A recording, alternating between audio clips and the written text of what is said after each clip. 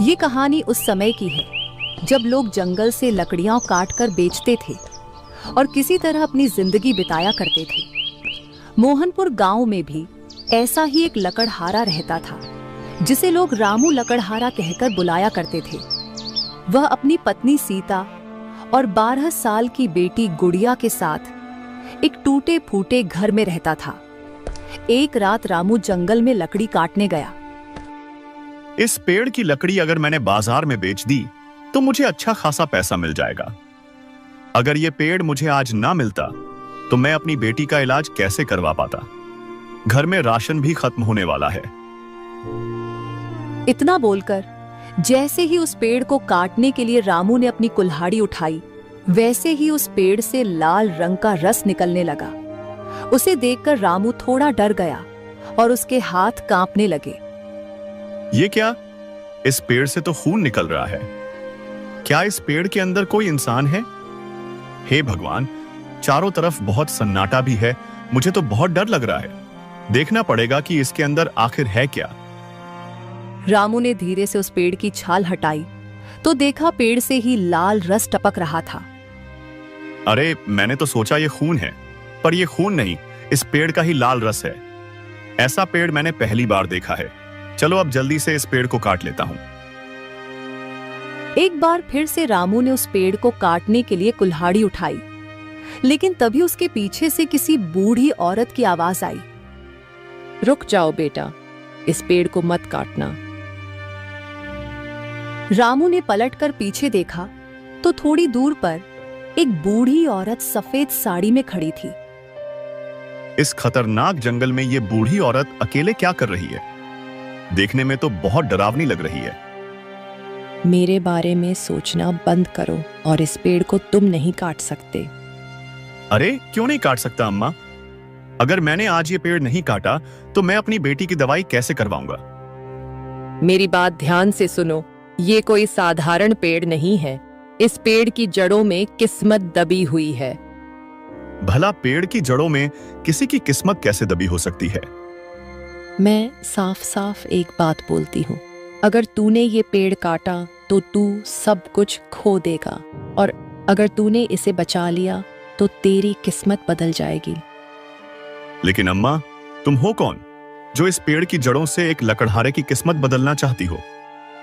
तभी वो बूढ़ी औरत अचानक वहां से गायब हो गई। चारों तरफ अजीब सा सन्नाटा फैल गया।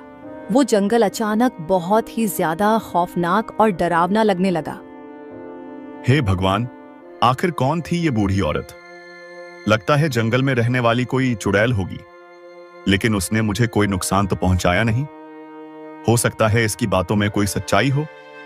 मुझे तो बहुत डर लग रहा है। समझ में नहीं आता क्या करूं।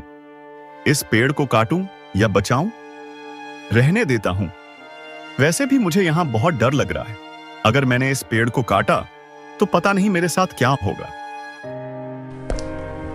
इतना बोलकर रामू ने अपनी कुल्हाड़ी उठाई और जंगल से बाहर की तरफ निकलने लगा। पर जैसे ही वो जंगल से बाहर निकला, वैसे ही वही बूढ़ी औरत सफेद साड़ी में उसे फिर से दिखाई दी। अच्छा किया तुमने उस पेड़ को न काटकर, अब तुम्हारी किस्मत बदल जाएगी। लेकिन आप कौन हो और अचानक यहाँ कैसे?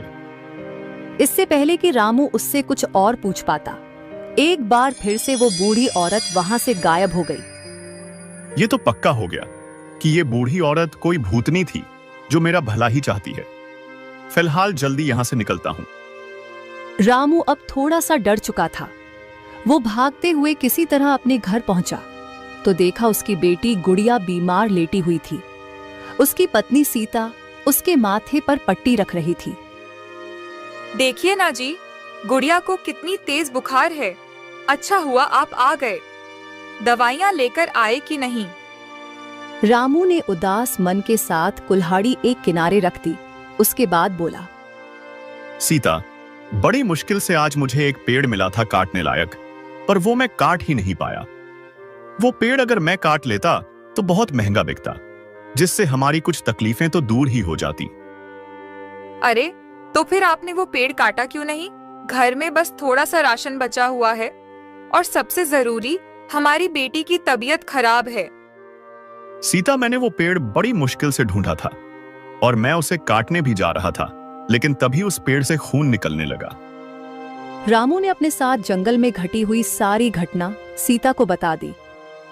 पापा, इसका मतलब जंगल में आपको भूतनी मिली, फिर आप उससे बचे कैसे? बेटी, उसने मुझे कोई नुकसान नहीं पहुंचाया।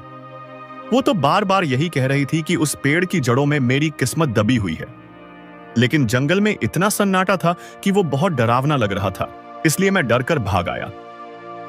भूत प्रेत के चक्र में मत पड़ो आप। गरीबी से बड़ा भूत कोई नहीं होता। क्या रात भर गुड़िया बुखार में ऐसे ही तड़पती रहेगी? माँ, पापा को कुछ मत कहो। वो इतनी रात को अकेले जंगल में थे, उन्हें भूतनी मिल गई। हमें तो इसी बात पर खुश होना चाहिए कि पापा सही सलामत वापस आ गए। आप मेरे लिए काढ़ा बना दीजिए, उससे मेरा बुखार कम पड़ जाएगा। कल भी तो मैंने काढ़ा ही पिया था। देखा आपने, हमारी बेटी कितनी समझदार हो गई है अभी से ही। ठीक है बेटी, मैं काढ़ा बनाकर लाती हूँ। सीता उठकर काढ़ा बनाने चली गई। इधर रामू अपनी बेटी के पास ही बैठ गया। बेटी, तुम घबराओ मत। अब मुझे लगने लगा है कि मेरी किस्मत बदलने वाली है, फिर सब कुछ ठीक हो जाएगा। पापा, मैं बिल्कुल नहीं घबरा रही हूँ। मुझे आप पर पूरा भरोसा है। थोड़ी देर बाद सीता गुड़िया के लिए काढ़ा और सबके लिए खाना एक साथ लेकर आ गई। ये लो बेटी, तुम काढ़ा पी लो, उसके बाद खाना भी खाते हैं। रात काफी हो गई है, अब हम सब लोग सो जाते हैं। देखते हैं कल का दिन हमारी जिंदगी में क्या नई समस्या लेकर आता है। सीता, ऐसी बातें मत करो। अब कोई समस्या नहीं होगी। जल्द से जल्द मेरी किस्मत बदलने वाली है, ऐसा मुझे अंदर से लग रहा है। तो गुड़िया ने काढ़ा पिया, जिससे उसका बुखार थोड़ा उतर गया। उसके बाद सब खाना पीना खाकर वहीं जमीन पर सो गए। रामू खिड़की के नजदीक लेटा हुआ था, पर उसे नींद नहीं आ रही थी। वो मन ही मन सोचने लगा। अम्मा ने कहा था कि उस पेड़ की जड़ों में मेरी किस्मत दबी हुई है। इस बात का क्या मतलब हो सकता है? अपनी दबी हुई किस्मत को मैं बाहर कैसे निकालूं? तभी अचानक खिड़की पर उसे एक बार फिर से उन्हीं अम्मा की आत्मा दिखाई दी, और यह देखकर उसका दिल जोर जोर से धड़कने लगा। कल सुबह होते ही तुम उस पेड़ की जड़ों को खोदना, तुम्हें तुम्हारी किस्मत मिल जाएगी। इतना बोलकर अम्मा एक बार फिर से गायब हो गई।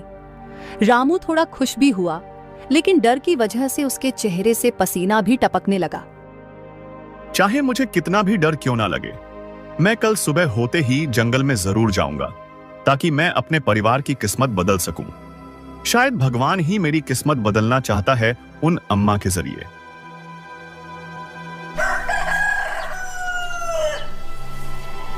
तो सुबह होते ही रामू लकड़हारा अपनी कुल्हाड़ी लेकर जंगल में उसी पेड़ के पास पहुंच गया। अम्मा ने कल रात कहा था, इस पेड़ की जड़ों के पास खुदाई करनी है। देखता हूं खुदाई करके क्या निकलता है जमीन के अंदर।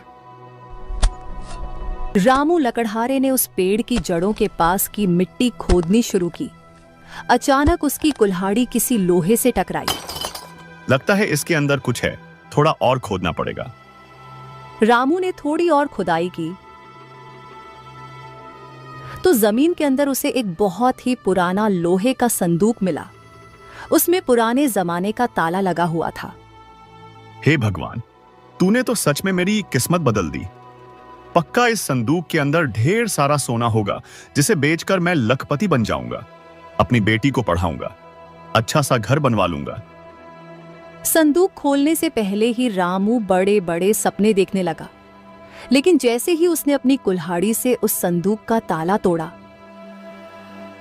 वैसे ही वो चौंक गया, क्योंकि संदूक के अंदर ना धन दौलत थी, ना ही सोना चांदी। उसमें थी एक बहुत पुरानी तस्वीर। उस तस्वीर में एक आदमी और एक छोटा बच्चा था। ये किसकी तस्वीर हो सकती है? इस आदमी को तो मैं पहचान नहीं पा रहा हूं, पर इस बच्चे को शायद मैं पहचानता हूं। ये तो शायद मेरी तरह ही लग रहा है। बचपन में मैं ऐसा ही तो लगता था। हे भगवान, ये सब क्या हो रहा है? मेरे तो कुछ समझ में नहीं आ रहा। अम्मा कहाँ हो? मेरी मदद करो। इस संदूक में तो कोई खजाना नहीं निकला, कैसे मेरी किस्मत बदलेगी? और यह संदूक तो बहुत ज्यादा पुरानी लग रही है। देखता हूं इसके अंदर और क्या क्या है। जब उसने संदूक को ठीक तरीके से चेक किया तो उसे संदूक के अंदर एक चिट्ठी मिली। ये चिट्ठी भी बहुत पुराने जमाने की लग रही है। पढ़कर देखता हूं इसमें लिखा क्या है। जिस दिन ये तस्वीर मेरे बेटे को मिलेगी, जंगल की सारी जमीन उसकी हो जाएगी। पता नहीं अब मैं जिंदा रहूंगा या नहीं, लेकिन जिस किसी को भी ये चिट्ठी मिले वो ये सारी जमीन मेरे बेटे के नाम कर दे। मैं इस वक्त कुछ नहीं कर सकता इस चिट्ठी को लिखने के अलावा। चिट्ठी पढ़कर रामू के पैरों तले जमीन खिसक गई। इस तस्वीर में जो आदमी दिख रहा है, कहीं वो मेरे असली पिता तो नहीं? क्या मेरा जन्म किसी बहुत बड़े अमीर खानदान में हुआ था? लेकिन मेरे पिताजी ने तो मरते वक्त बताया था कि वो मुझे कहीं से उठाकर लाए थे। ये सब क्या है? मेरे तो कुछ समझ में नहीं आ रहा। दूर से उस गांव के मुनीम ने ये सब देख लिया तो वह मन ही मन सोचने लगा। इस लकड़हारे को ऐसा क्या खजाना मिल गया? दूर से वो तस्वीर भी समझ में नहीं आ रही। क्या करूं? अभी इसके पास जाऊंगा तो हो सकता है लालच के चक्कर में ये लकड़हारा मुझे ही खत्म कर दे। इसके पास तो कुल्हाड़ी भी है। मैं ये बात जाकर सरपंच साहब को बताता हूं। इतना बोलकर मुनीम वहां से चला गया। भागते भागते वो सीधा सरपंच के सामने पहुंच गया। अरे मुनीम, इतना हाफ क्यों रहे हो? तुम्हारे चेहरे से तो पसीना टपक रहा है। क्या हो गया? सरपंच साहब, इस गांव का कोई बहुत बड़ा रहस्य रामू लकड़हारे के हाथ लग गया है। मैं अभी अपनी आंखों से देखकर आ रहा हूं। गांव का रहस्य? अरे साफ साफ बताओ मुनीम, हुआ क्या है? क्या देखा तुमने? मुनीम ने जंगल में जो भी दूर से देखा था, सुना था, वो सब सरपंच को बता दिया। लेकिन मुनीम, उस तस्वीर में आखिर था कौन? सरपंच साहब, मैंने दूर से देखा था। तस्वीर में कौन था ये तो मैं नहीं देख पाया, पर वो रामू चिट्ठी बहुत जोर जोर से पढ़ रहा था। वो सब मैंने आपको बता दिया। अरे, तो तुम्हें उस लकड़हारे को घसीट कर मेरे पास लाना चाहिए था। अरे सरपंच साहब, उस चिट्ठी में कुछ ऐसा लिखा था कि जिसको भी वो तस्वीर मिलेगी वो जमीन उसी की हो जाएगी। मुझे तो यही समझ में आया। अगर मैं उस वक्त उसके पास जाता तो वो इतनी बड़ी जमीन के लालच में मुझे ही निपटा देता। तुम बहुत डरपोक हो मुनीम।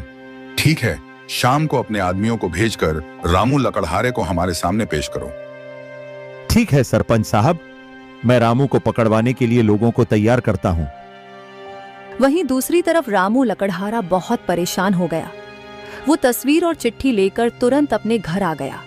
उसकी बेटी बुखार से तड़प रही थी। आपको हो क्या गया है? अपनी बेटी की आपको जरा भी फिक्र नहीं? गुड़िया का इलाज करवाना ही पड़ेगा। अब तो काढ़ा ने भी असर दिखाना बंद कर दिया है। मैं अपनी बेटी को कुछ नहीं होने दूंगा सीता। लेकिन पहले ये देखो, उस पेड़ के नीचे संदूक में मुझे ये तस्वीर और ये चिट्ठी मिली। मुझे शक है कि इस तस्वीर में जो बच्चा है वो मैं हूं और जंगल की सारी जमीन भी मेरी है। लेकिन आपने तो बताया था कि आप अनाथ हो। हाँ, लेकिन मुझे ये नहीं पता कि मेरा जन्म किस परिवार में हुआ।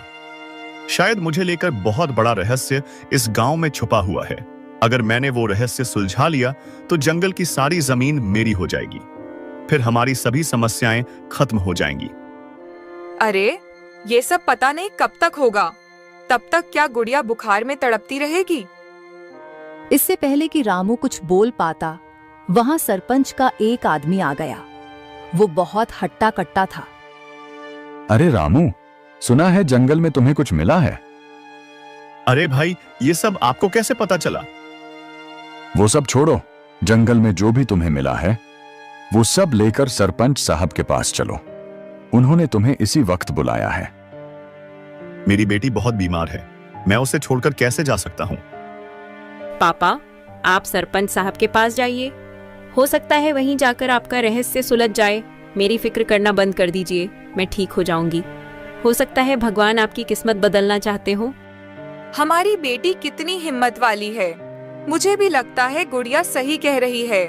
जाइए सरपंच साहब के पास, देखिए वो क्या बताते हैं। शायद आपका रहस्य सुलझ ही जाए।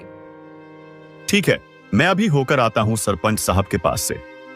गुड़िया को तब तक काढ़ा पिला दो। इतना बोलकर रामू वो तस्वीर और चिट्ठी लेकर उस आदमी के साथ सरपंच साहब के पास पहुंच गया। वहां पर मुनीम भी मौजूद था। रामू, जो तस्वीर और जो चिट्ठी तुम्हें मिली है वो मुझे दिखाओ।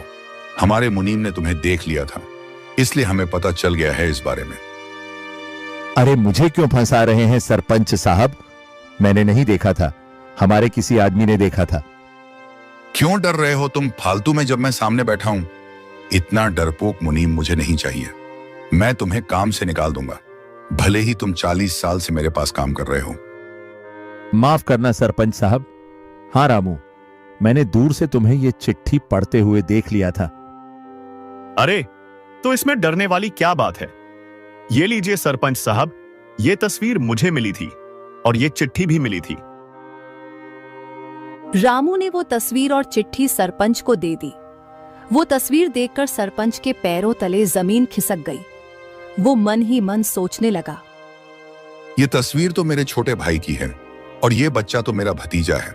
इस चिट्ठी में लिखा है कि ये चिट्ठी मेरे बेटे को मिलेगी, तो क्या ये लकड़हारा मेरा भतीजा है?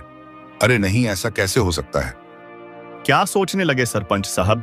अब आप ही ये रहस्य सुलझाइए, क्योंकि इस तस्वीर में जिस बच्चे की तस्वीर है वो मैं लग रहा हूं। जहां तक मुझे याद है, बचपन में मैं भी ऐसे ही दिखता था। मेरे पिताजी ने मेरी जन्म की तस्वीर मुझे दिखाई थी एक बार, और उन्होंने ये भी कहा था कि वो मुझे कहीं से उठाकर लाए थे। मैं अनाथ हूं। ये क्या बकवास कर रहे हो रामू? तुम इस आदमी के बेटे हो ही नहीं सकते। वही तो मेरी भी समझ में नहीं आ रहा सरपंच साहब। मैं एक मामूली सा लकड़हारा इतने बड़े आदमी की संतान कैसे हो सकता हूं? लेकिन एक बात मुझे और समझ में नहीं आ रही कि ये चिट्ठी और तस्वीर मुझे ही क्यों मिली। अच्छा, तुम ये बताओ कि ये तस्वीर और ये चिट्ठी तुम्हें मिली कैसे? तुम्हें कैसे पता चला कि उस पेड़ की जड़ों के नीचे ये वो संदूक छुपी हुई थी? सरपंच साहब, मुझे एक बूढ़ी औरत की आत्मा ने बताया ये सब। रामू की ये बात सुनते ही सरपंच जोर जोर से हंसने लगा। अच्छा, मजाक कर लेते हो रामू। आज तक मुझे तो कोई आत्मा दिखाई नहीं दी, तो तुम्हें कैसे दिख गई? आत्मा? ये सब क्या चक्कर है सरपंच साहब? मुझे आत्माओं से बड़ा डर लगता है। मुझे तो लगता है वो जंगल वाली जमीन इस रामू की ही है। इसे दे दो, वरना वो आत्मा हमें खा जाएगी। चुप करो मुनीम, ये सब किसी ने मजाक किया होगा। जंगल में जो भी खजाना निकलता है वो सरकार का होता है, और इस गांव की सरकार मैं हूं, तो वो जंगल भी अब मेरा हो गया। ऐसे कोई भी चिट्ठी रखकर चला जाएगा तो हम क्या यकीन कर लेंगे? और वैसे भी ये किसकी तस्वीर है मुझे भी नहीं पता। लेकिन सरपंच साहब, ये तस्वीर तो आपके। चुप करो मुनीम, इसके आगे कुछ मत बोलना, वरना तुम्हारी बोलती बंद कर दूंगा। रामू, तुम घर जाओ, तुम्हारे साथ किसी ने मजाक किया है। सरपंच साहब, मैं चाहता हूं इसका फैसला पूरे गांव वालों के सामने पंचायत में हो।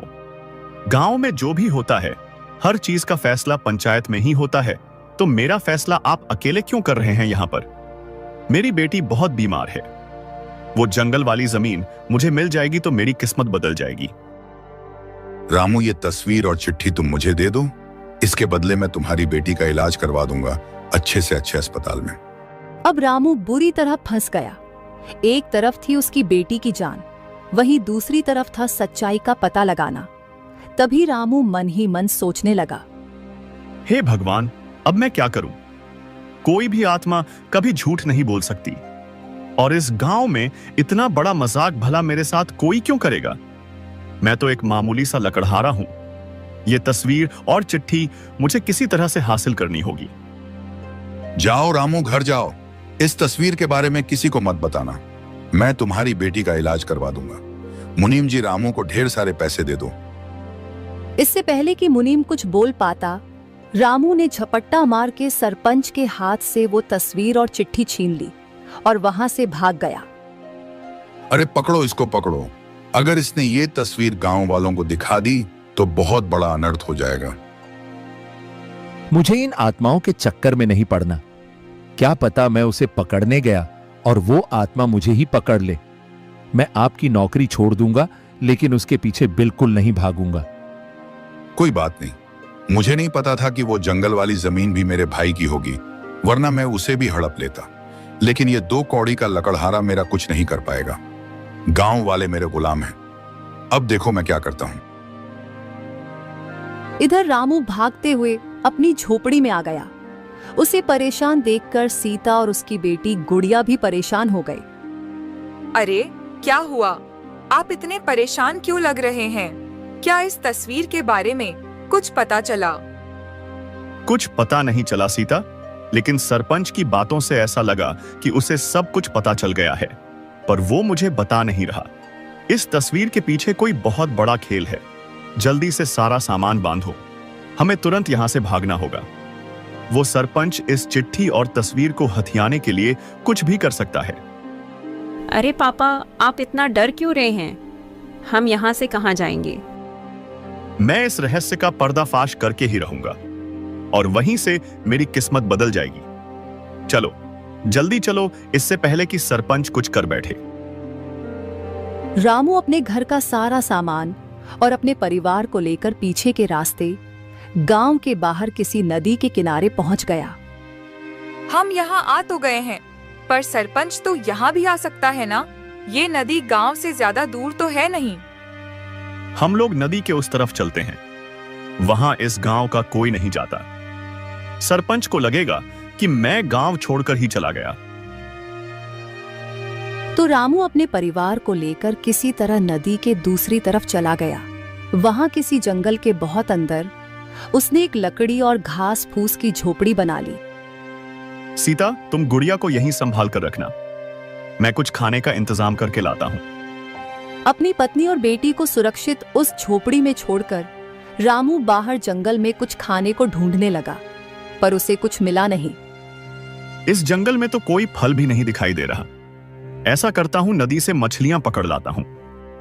रामू नदी के किनारे गया, मछली पकड़ी और जैसे ही जंगल के अंदर घुसा, वैसे ही दाएं तरफ किसी पेड़ के नीचे बैठे हुए उसे एक साधु बाबा मिल गए।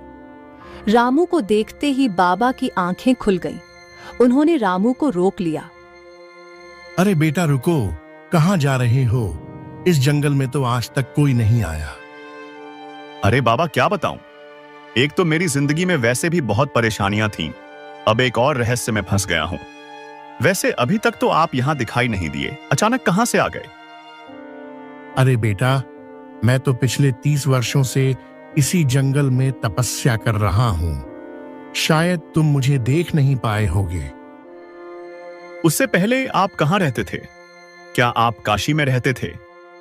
नहीं बेटा, इससे पहले मैं नदी के उस पार मोहनपुर गांव में अपनी पत्नी के साथ रहता था। मैं वहां के मंदिर का पुजारी था, पर पत्नी के गुजर जाने के बाद मैं अकेला पड़ गया और तब से यहीं तपस्या करने लगा। बाबा, पिछले 30 सालों से तो मैं भी मोहनपुर गांव में ही रहता हूं। उस वक्त मैं बिल्कुल छोटा था, तो शायद आपको पहचानता नहीं, क्योंकि मेरी उम्र ही 30 साल है। बेटा, पता नहीं तुम्हें देखकर ऐसा क्यों लग रहा है कि मैं तुम्हारे किसी काम आ सकता हूं। मुझे तुम्हारी मदद करनी चाहिए। बाबा, अगर आप मेरी मदद करना चाहते हैं तो मेरी इतनी मदद कर दीजिए। मेरी बेटी बहुत बीमार है, कई दिनों से वो बुखार में तप रही है। अगर कोई औषधि हो आपके पास तो दे दीजिए। ठीक है बेटा, ये लो जड़ी बूटी, इसे पानी में मिलाकर अपनी बेटी को पिला देना, वो पूरी तरह से ठीक हो जाएगी। आपका बहुत बहुत धन्यवाद बाबा, अब मैं चलता हूं। अरे बेटा रुको, तुमने मेरे बारे में तो जान लिया, अपनी समस्या के बारे में कुछ नहीं बताया। बाबा, मुझे भी पता नहीं ऐसा क्यों लग रहा है कि आपको अपने बारे में सब कुछ बता देना चाहिए। दरअसल कुछ दिन पहले मैं जंगल में लकड़ी काट रहा था, तभी पेड़ से खून जैसा कुछ निकलने लगा। रामू ने अपने साथ घटी अभी तक की सारी घटना बाबा को बता दी, जिसे सुनकर बाबा चौंक गए। आत्मा? बूढ़ी औरत की आत्मा को तुम पहचानते हो? नहीं बाबा, उन्हें तो मैंने पहली बार उस जंगल में ही देखा था। जब कभी उन्हें कुछ बताना होता है तब वो अचानक मेरे सामने प्रकट हो जाती हैं, फिर अचानक गायब हो जाती हैं। इतने में वहां पर उस बूढ़ी औरत की आत्मा फिर से प्रकट हो गई, जिसे देखकर सबसे ज्यादा बाबा हैरान हुए। वो तुरंत उठकर खड़े हो गए। अरे कौशल्या, तुम इस समय यहाँ कैसे? बाबा जी, क्या आप इन्हें जानते हैं? बेटा, यही तो मेरी पत्नी है जो 30 साल पहले ये दुनिया छोड़कर जा चुकी हैं। हाँ बेटा, ये बिल्कुल सही कह रहे हैं। मैं अब इस दुनिया में नहीं रही और मैं इन्हीं की पत्नी हूँ। तो फिर आप बार बार मुझे ही क्यों दिखाई दे रही थीं? ये रहस्य तो बढ़ता ही जा रहा है। मुझे कुछ समझ में नहीं आ रहा है। जब तक तुम्हें न्याय नहीं मिल जाता रामू, तब तक मेरी आत्मा को शांति नहीं मिलेगी। और तुम्हें न्याय दिलाएंगे ये बाबा। तुम अपनी मर्जी से यहाँ नहीं आए हो। इतना बोलकर कौशल्या की आत्मा फिर से गायब हो गई। देखा बाबा, ये फिर से चली गई। तभी मैं सोचूं कि तुम्हारी मदद करने का मेरा बार बार मन क्यों कर रहा है। बेटा, तुम जल्दी से अपनी बेटी को ये औषधि खिलाओ। जब वो ठीक हो जाए, तब तुम वो तस्वीर और चिट्ठी लेकर मेरे पास आना। शायद मैं कोई रहस्य सुलझा सकूं। ठीक है बाबा, पहले मैं अपनी बेटी को जाकर ये औषधि पिला देता हूं। इतना बोलकर रामू वहां से चला गया। घर जाकर उसने अपनी पत्नी सीता को बाबा वाली सारी बात बताई। फिर सीता ने वह औषधि गुड़िया को पिलाई, जिससे थोड़ी देर में गुड़िया ठीक हो गई। पापा, ये तो चमत्कार हो गया। अब मैं पूरी तरह से स्वस्थ हो गई हूँ। बाबा का बहुत बहुत धन्यवाद। अब मेरा सिर्फ एक ही मकसद बचा है, उस रहस्य का पर्दाफाश करना। वहीं दूसरी तरफ सरपंच अपने आदमियों को लेकर रामू के घर के बाहर पहुंच गया, लेकिन वहां ताला लगा हुआ था। लगता है कहीं गया हुआ है। इसके घर का ताला तोड़कर इसके घर में घुस जाओ और वो तस्वीर ढूंढ कर लाओ। सरपंच के आदमी रामू की झोपड़ी का दरवाजा तोड़कर उसके अंदर घुस गए, लेकिन अंदर कुछ था ही नहीं। अरे सरपंच साहब, ये घर तो पूरी तरह से खाली पड़ा हुआ है। यहां पर तो एक तिनका भी नहीं है। लगता है भाग गया, पर इतनी जल्दी कहीं जा नहीं सकता वो। उसके पास तो फूटी कौड़ी भी नहीं थी। जल्दी से पूरा गांव छान मारो। तो अब सरपंच के आदमी रामू को पूरे गांव में ढूंढने लगे, पर वो कहीं नहीं मिला। तभी कुछ गांव वाले उनके पास आ गए। अरे सरपंच साहब, पिछले कुछ घंटों से आपके आदमी पूरे गांव का चक्कर लगा रहे हैं। किसको ढूंढ रहे हैं आप लोग? काका, आप लोगों को कहीं रामू लकड़हारा दिखा? पता नहीं वह कहां चला गया। मैं सुबह से उसे ढूंढ रहा हूं, लेकिन वह कहीं मिल ही नहीं रहा। कुछ घंटों पहले आपकी हवेली से आते हुए हमने उसे देखा था।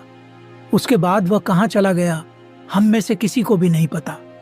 जाओ, जाकर पूरे गांव में यह खबर फैला दो कि जो भी रामू, उसकी पत्नी या उसकी बेटी को ढूंढ कर लाएगा, उसे हम बहुत अच्छा पुरस्कार देंगे। सरपंच साहब, रामू तो एक साधारण सा लकड़हारा है। उसे ढूंढने के लिए आप इतना बड़ा पुरस्कार क्यों देंगे? कोई बात हो गई क्या? हमें लगता है रामू ने अभी वो तस्वीर इन गांव वालों को नहीं दिखाई। काका, वो सब तुम छोड़ दो। जल्दी से रामू को ढूंढो, फिर ढेर सारी धन दौलत तुम्हें दे दूंगा। सरपंच की बात सुनकर गांव वालों को लालच आ गया। अब पूरा गांव मिलकर रामू को ढूंढने लगा। वो लोग जंगल में भी गए, नदी के किनारे भी गए, पर रामू कहीं नहीं मिला। सरपंच परेशान होकर अपनी हवेली वापस आ गया। सरपंच साहब, मुझे समझ में नहीं आ रहा कि ये रामू करने क्या वाला है और इतनी जल्दी कहां भाग गया। पूरा गांव मिलकर भी उसे नहीं ढूंढ पाया। मेरे भाई ने मेरे साथ धोखा किया था। उसने मुझे कभी नहीं बताया कि वो जंगल वाली जमीन उसकी है, वरना मैं उसे भी हड़प लेता। कहीं ना कहीं से उसे ढूंढो। अगर उसने गांव वालों को वो तस्वीर और वो चिट्ठी दिखा दी, तो गांव वाले मिलकर मुझे सरपंच की गद्दी से उतार देंगे और मेरी सारी धन दौलत भी चली जाएगी। मुझे तो बहुत मुश्किल लग रहा है अब रामू का मिलना। लगता है वो जंगल वाली जमीन अब उसकी ही हो जाएगी, क्योंकि तस्वीर में जो वो आदमी था वो तो आपके ही भाई थे। हो ना हो वो लड़का रामू ही होगा।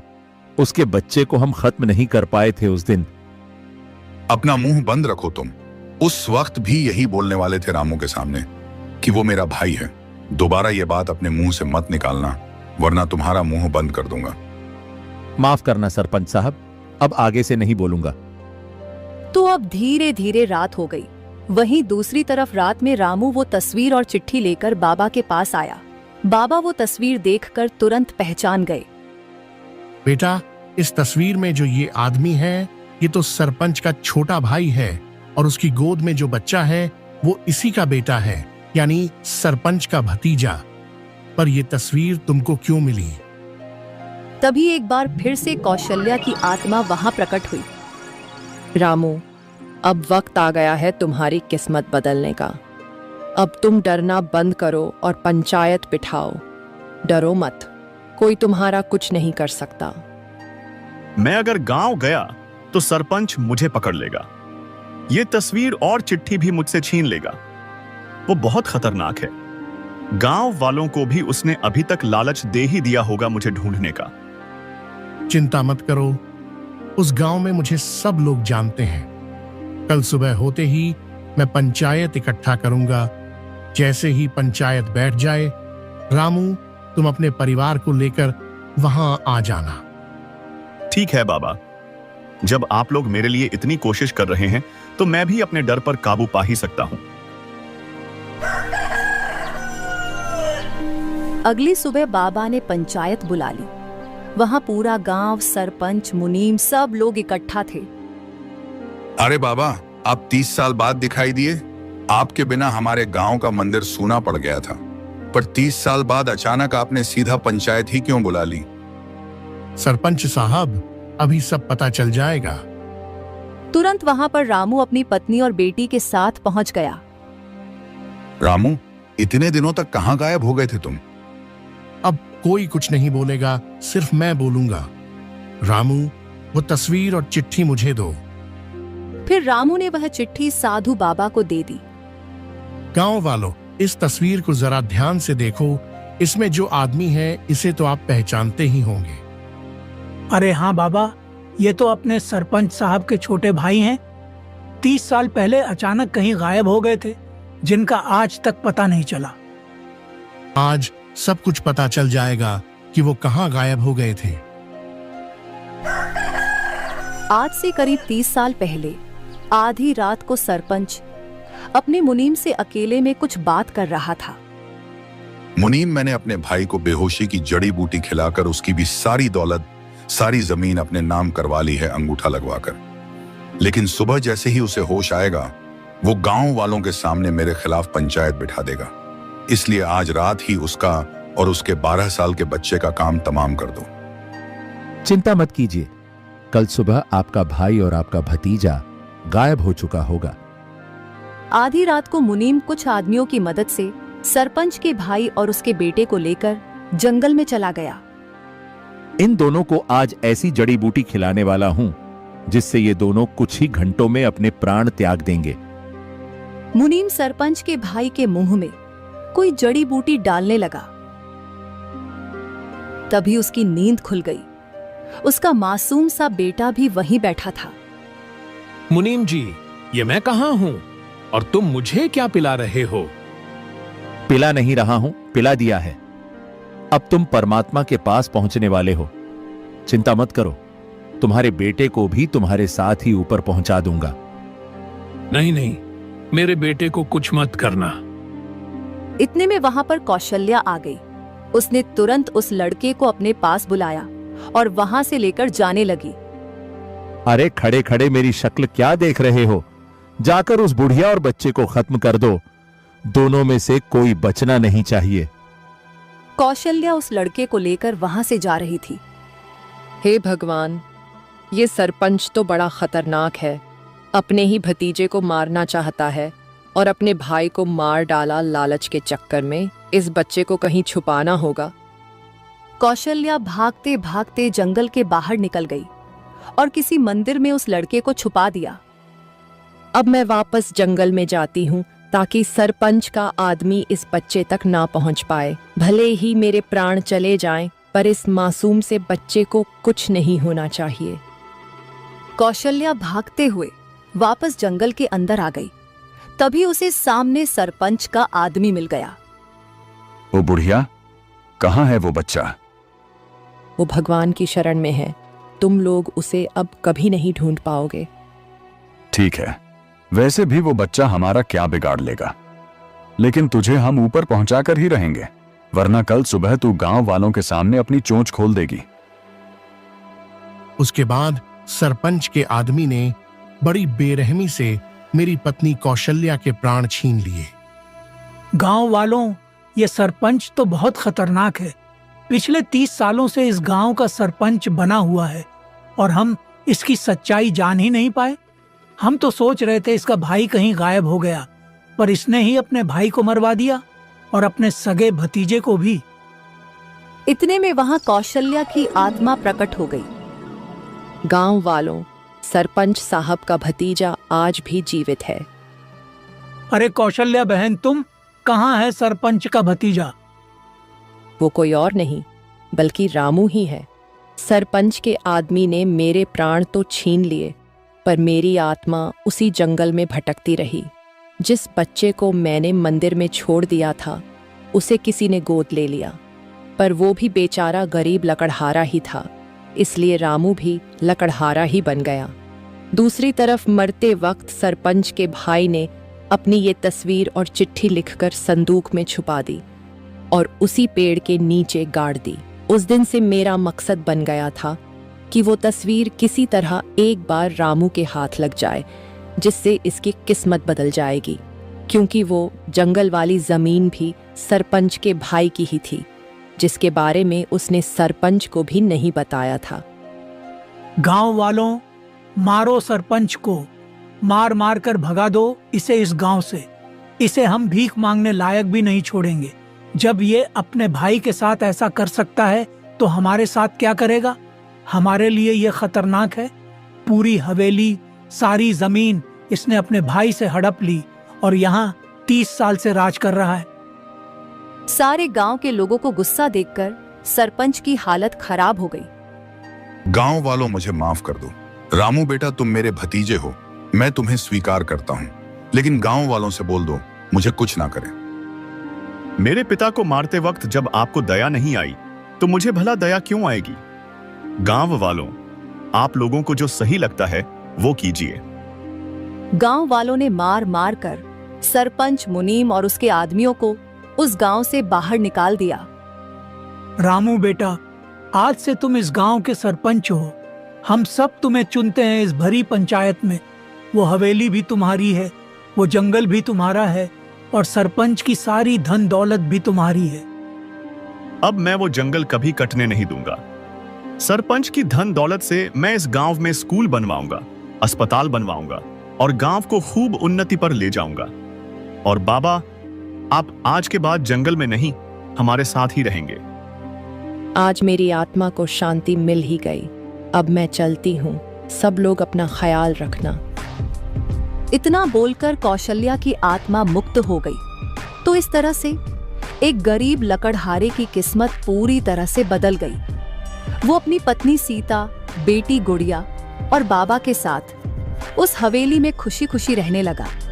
कुछ ही सालों में उसने अस्पताल, स्कूल सब बनवा दिए, जिससे गांव वाले भी खुशी खुशी रहने लगे।